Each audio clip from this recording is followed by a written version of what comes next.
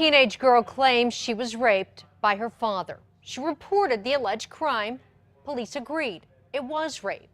Now it's up to the district attorney to decide whether or not there's a case. KRQE News 13's Matt Grubbs is on special assignment tonight with a case we've been following for months, asking why it's taken more than a year to decide whether or not to prosecute. Why is it taking so long? Well, it's really not that unusual for a case of this nature to take as long as this is taking. It's been more than a year since the DA's office got the case of a 15-year-old developmentally disabled girl who said she was raped. It's been almost 17 months since that alleged rape happened.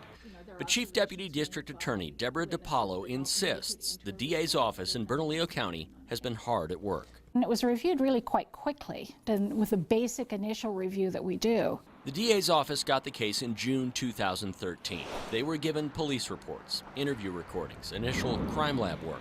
Back on the 27th of August last year. 1 year ago, the DA's office says it had enough evidence to look deeper into prosecuting. The next steps should have included getting DNA from the accused rapist, the girl's father. The test to compare his DNA to hers takes just days.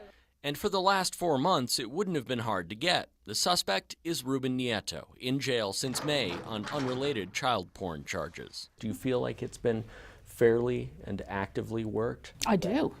I absolutely do. The DA's office refused to say when or if it asked for a DNA sample from Ruben Nieto. But the final report the DA's office says it needs arrived from the APD crime lab just this month. We also are dependent upon getting information from other agencies, and we don't always get them instantaneously. Realistically, with backlogs and other evidence to handle, the DNA comparison of the alleged victim and Ruben Nieto could stretch from days into weeks. But the APD detective who worked the case never arrested Ruben Nieto and told him it was, quote, not possible to come to his home to interview him.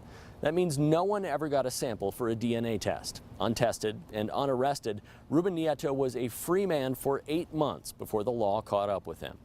APD wouldn't answer questions on camera, but the department says the lab routinely gives priority to cases if the DA asks them to speed it up, or if the DA asks them to go out and get a DNA sample.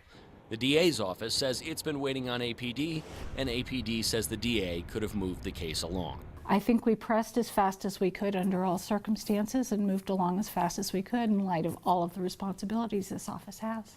With another week passed, there's still no decision. On special assignment, Matt Grubbs, KRQE News 13. Ruben Nieto faces 20 felony counts of distributing child pornography from both before and after the alleged rape.